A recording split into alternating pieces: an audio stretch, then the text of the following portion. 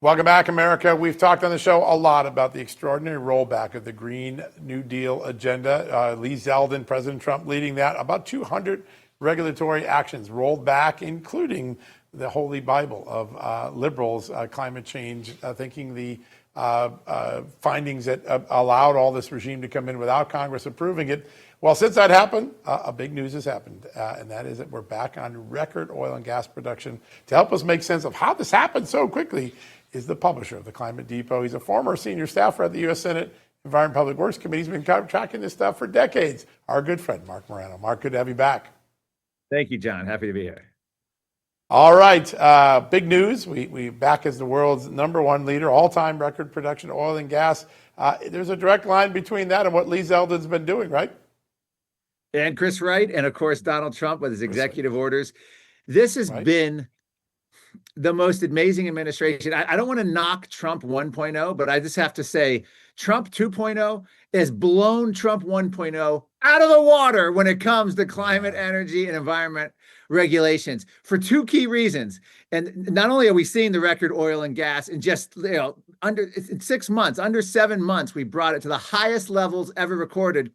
But the two key reasons why the Trump administration is 2.0 is blowing away 1.0, they've gone after the narrative of climate change, and they're now calling it a cult, a scam, a religion, unlike trying to oh, yeah, of course it's a serious problem. Lee Zeldin is the most consequential EPA chief.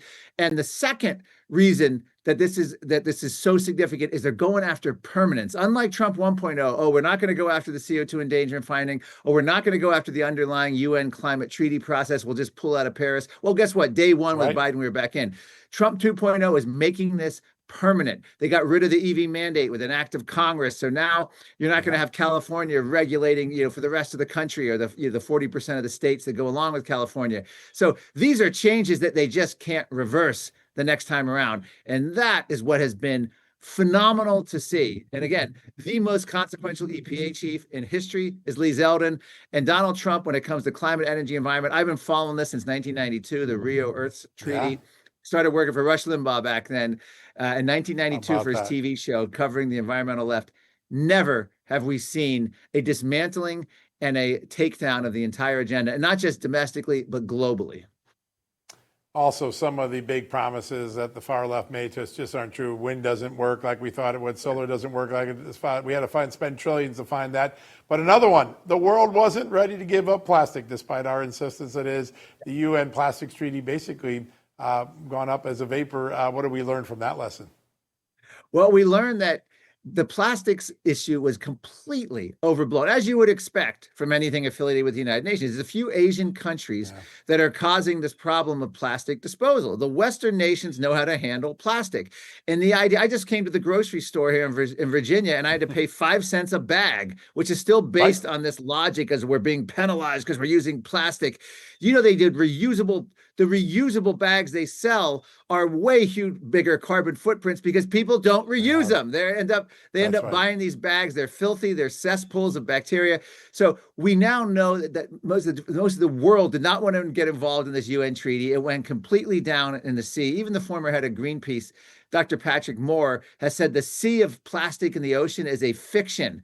And so the whole thing was hyped, overplayed. Plastic is not the harming threat. We still have to be very careful and good stewards of the earth and how we dispose of it. But countries with wealth, prosperity, and technology can handle toxic waste. It's the poor and developing countries that have the problem. So you don't bring down the entire globe to deal with an alleged plastics problem that's a few bad countries that need help dealing with it. Yeah. And destroy the economies in the process. All right, we got about a minute left. There's a carryover from Trump 1 into the Biden administration. A lot of people think was an enabler of this green agenda, which then triggered all that inflation. That's our Fed Chairman, Jerome Powell. Real quickly, just give us your thoughts on the role he played.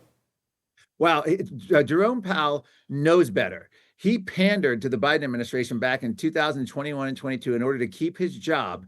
And he allowed the United States banking industry to go net zero, ESG. Yeah. He got the Federal Reserve involved in all of this climate nonsense. Instead of keeping his eye on money supply, inflation, economic growth, he started doing all the pandering and virtue signaling on climate issues.